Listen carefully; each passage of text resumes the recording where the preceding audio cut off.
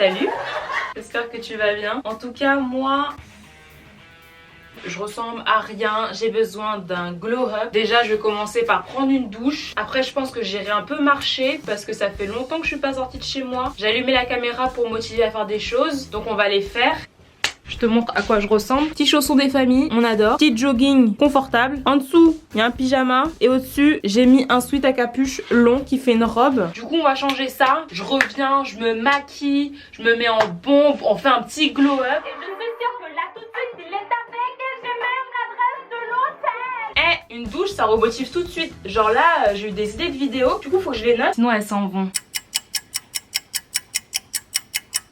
Voilà, on va se maquiller, non? Ouais, on va se maquiller. Ouais. Attends, d'abord, je vais mettre de la crème parce que là, je sors de la douche et sinon, ça va tirailler. Comme je l'ai dit dans ma vidéo, comment aller mieux simplement. Si tu mets déjà un peu de crème après ta douche, tu vois cette sensation de tiraillement qui s'en va, ça te libère.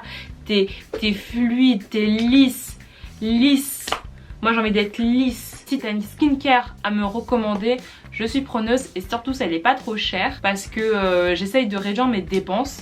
Parce que parfois, on te dit à chaque fois, il faut que tu gagnes plus d'argent pour pouvoir t'offrir plein de trucs. Mais en fait, là, je suis dans une démarche où j'essaie de dépenser moins. Genre, typiquement, j'ai plus trop envie de faire des hauls. Même si j'adore les vêtements, tu vois. Mais j'ai pas envie de dépenser mon argent là trop rapidement en achetant de nouveaux vêtements alors que j'en ai déjà plein. Je me dis qu'il faut que j'attende aussi que mes vêtements partent sur Vinted. Je peux pas faire entrer de nouveaux vêtements alors que mon armoire est déjà au bord de l'explosion quoi. C'est ce que j'ai mis aussi dans mon vision board. J'ai noté dedans que j'essaierai d'être un peu plus minimaliste sans vraiment avoir une démarche proprement minimaliste parce que j'en suis incapable à l'heure actuelle, mais j'essaye de consommer moins. Typiquement, tu sais que je suis fan d'Action et Lidl, bah je donne tout pour pas y dépenser d'argent quoi, à part ce qui est alimentaire et nécessaire. Le surplus, les petits gadgets et tout, je me calme. Par pitié, fais pas attention au bazar là. C'est du linge. On a tous du linge qui traîne comme ça chez soi, non? Vas-y, je vais me maquiller et je regarde des vidéos YouTube en maintenant. C'est chiant, non? Si je me maquille comme ça là, vous me regardez, non? Vas-y, je vais mettre en accéléré.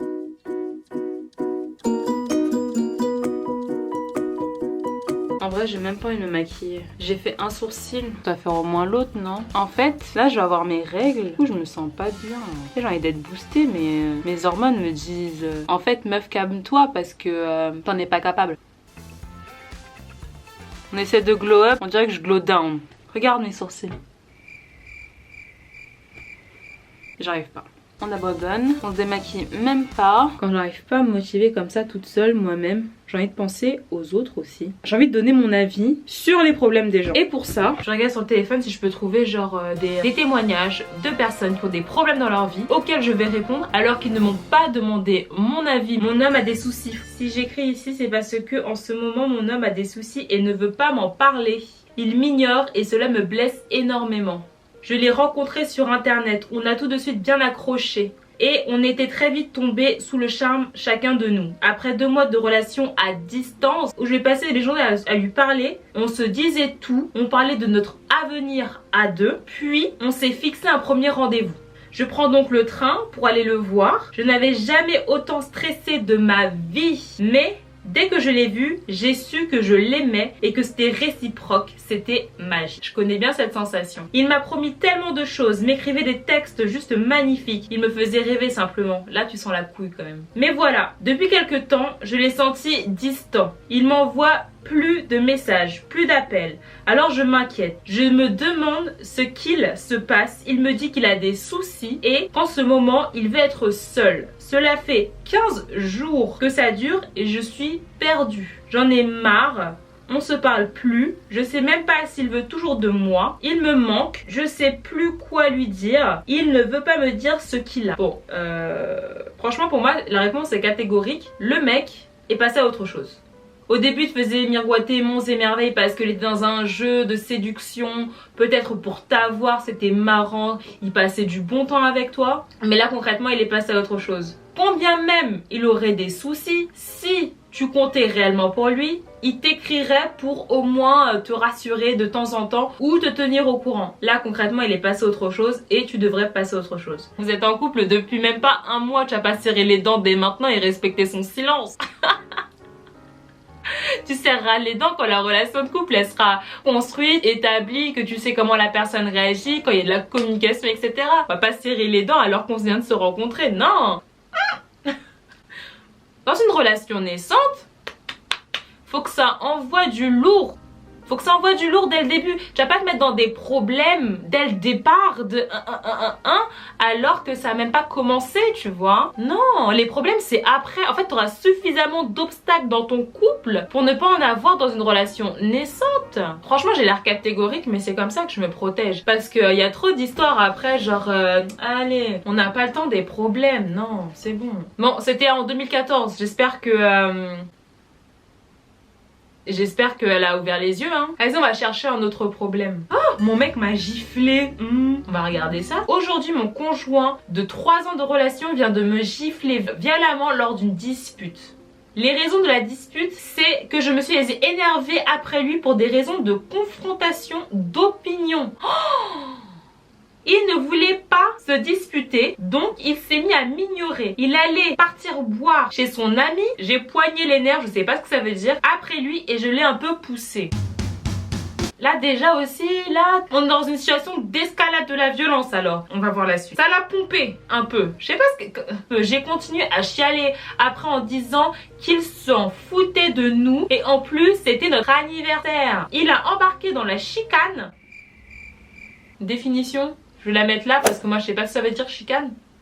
Il a embarqué dans la chicane et a fini par me gifler sur la joue gauche. J'ai la joue un peu enflée, mais ça ne paraît pas de vue. Il faut juste toucher. Bref, je sais qu'il avait déjà frappé son ex aussi.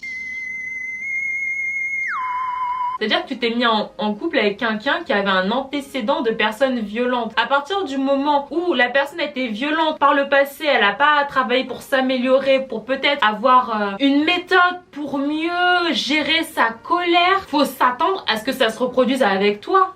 Donc je m'inquiète et je me sens plus en sécurité. C'est la première fois qu'il me frappe. Donc tu te sens plus en sécurité, il faut partir. C'est compliqué ces histoires là, hein. Mais en tout cas, faut pas laisser passer ce genre d'action. Il dit qu'il veut rester avec moi et qu'il m'aime, qu'il est désolé, mais il m'a fait beaucoup de peine physiquement et encore plus mentalement. Je pensais pas qu'il allait un jour lever la main sur moi. Qu'est-ce que vous en pensez? Le climat de violence s'installe au fur et à mesure. D'abord, il va essayer de te cajoler et dire ah je suis désolée, je voulais pas, etc.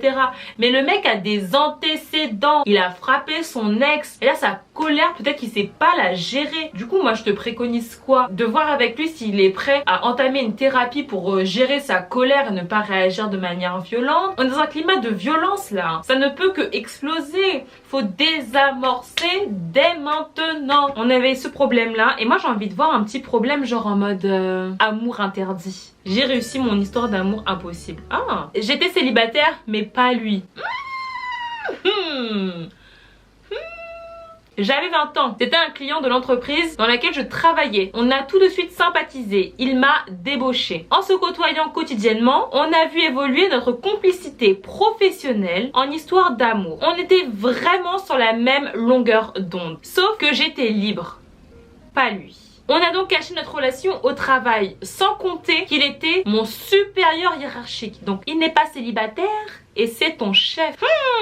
Et à tous nos proches, on a vécu en amoureux clandestin, des baisers volés, des coups de fil secrets, des rendez-vous romantiques sous la neige. Elle est dans un film, elle. Avec lui, j'ai connu tous les états émotionnels, des moments merveilleux, mais aussi des abîmes de détresse. Tout le monde me croyait célibataire et ce décalage me posait problème. De même que l'impossibilité d'un avenir avec lui. On s'est séparés plusieurs fois. Mais on se remettait toujours ensemble parce qu'on ne pouvait pas vivre l'un sans l'autre. Dans mon entourage, le peu de personnes au courant a tenté de me raisonner en vain. Et un jour, au bout de 10 ans, il a enfin quitté sa femme pour s'installer avec moi. Ma patience avait payé. Aujourd'hui, cette histoire appartient au passé, mais j'en garde un très beau souvenir car même s'il est généralement admis que le rôle de la maîtresse est ingrat, cela reste une relation passionnelle et difficile pour laquelle je me suis battue et m'a fait grandir. Elle est même plus avec lui. Pour moi, à partir du moment où elle était célibataire et pas lui, ça commençait de manière bourbier. Elle dit qu'elle a grandi, etc. Elle se sentit plus forte. Effectivement, bien sûr qu'elle a grandi. Au bout de 10 ans, t'es obligé de grandir. À faire des hauts et des bas émotionnels comme ça, bien sûr tu grandis, t'encaisses des choses. Mais est-ce que c'était nécessaire? Je ne pense pas. Il n'y a pas de train-train dans ces relations-là. Donc forcément,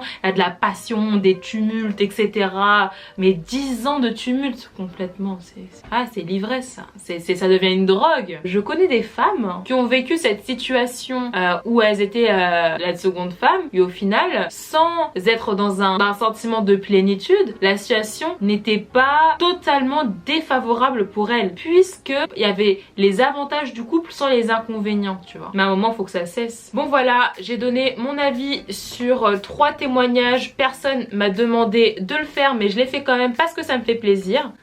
En tout cas, si tu veux plus de vidéos comme ça, n'hésite pas à me le partager. Moi, concrètement, j'avais prévu de faire plein de choses aujourd'hui, mais je ne vais pas y arriver. Je ne sais pas du coup comment cette journée va se finir. Peut-être dans mon lit. En tout cas, je te fais d'énormes bisous.